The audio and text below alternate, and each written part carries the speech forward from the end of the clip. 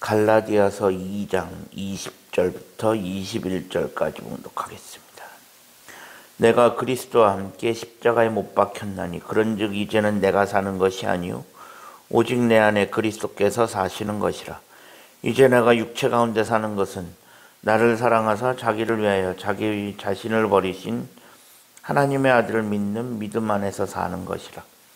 내가 하나님의 은혜를 패하지 아니하노니 만일 의롭게 되는 것이 율법으로 말미암으면 그리스도께서 헛되이 죽으셨느니라. 아멘.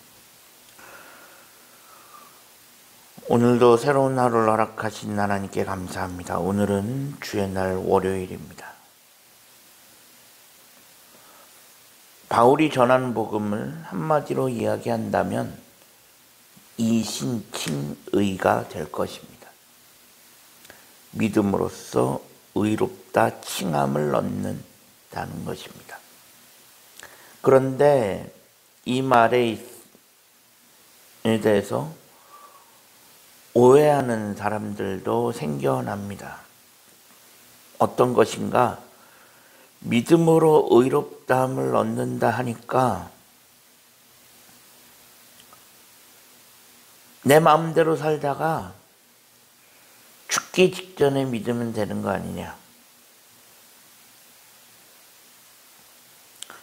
그리고 믿음으로 의롭다함을 받고 구원을 받았으면 더 이상 회개도 필요가 없는 거 아닌가. 이렇게 질문하는 사람들이 있습니다. 모두 다 이신칭이라는 말을 오해에서 비롯되어진 것입니다.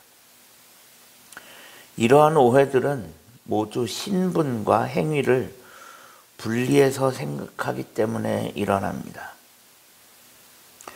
구원을 받은 데 필요한 신분을 얻게 되는 것만으로 끝나서 책임져야 할 것이 없다고 생각하는 것입니다. 하나님의 자녀가 되는 신분의 변화를 받았습니다. 하지만 거기에 행위에 대한 책임이 면제되는 것은 결코 아닙니다. 우리는 하나님의 자녀가 되었습니다. 이는 신분의 변화가 일어난 것입니다. 그 이후에는 행위에 대한 책임이 따라옵니다. 우리는 그것을 잊어서는 안 됩니다. 어디에서나 하나님께 하는 것이 믿음 안에서 사는 것입니다. 그것은 하나님 앞에서 구별된 모습으로 살아가는 것을 의미합니다.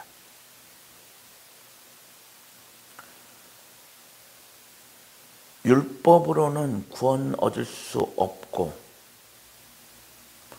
율법은 어디까지나 죄를 깨닫게 하는 딱 거기까지가 전부입니다.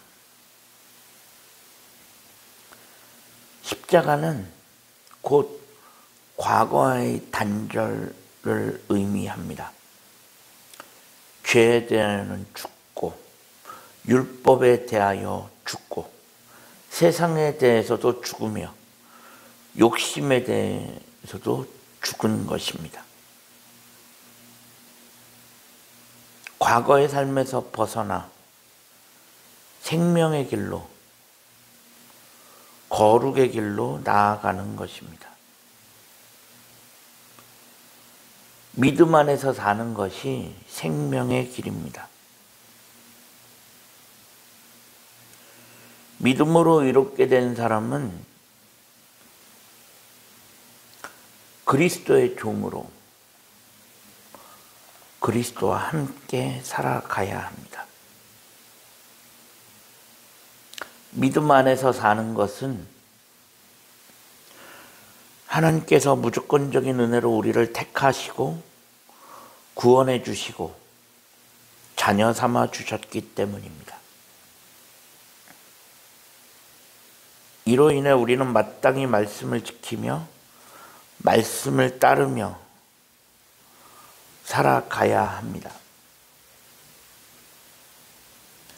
지금 한국교회에 이신칭의로 인하여 그 이후에 그리스도인으로서의 삶이 부족한 것이 사실입니다. 믿음만 있으면 구원을 얻으니 그 이후의 삶에 대해서는 신경 쓰지 않는 부분이 분명히 있습니다. 하지만 우리는 하나님의 사람이 된 이후 하나님의 사람으로서 어떻게 살아가야 하느냐, 그 부분에 대한 책임이 우리 가운데 분명히 있습니다. 우리는 그것을 간과해서는 안 됩니다. 그래서 하루하루 믿음 안에서 하나님의 자녀답게 살아가야 합니다. 오늘 이 시간 십자가의 은혜를 기억하며 그 은혜에 감사하며 말씀을 지켜 살아가며 말씀에 순종하기로 결단할 수 있기를 간절히 소망합니다. 기도하겠습니다. 하나님 감사합니다. 지난밤에도 편안한 쉼을 주시고 오늘도 새로운 하루를 허락하신 하나님께 감사합니다.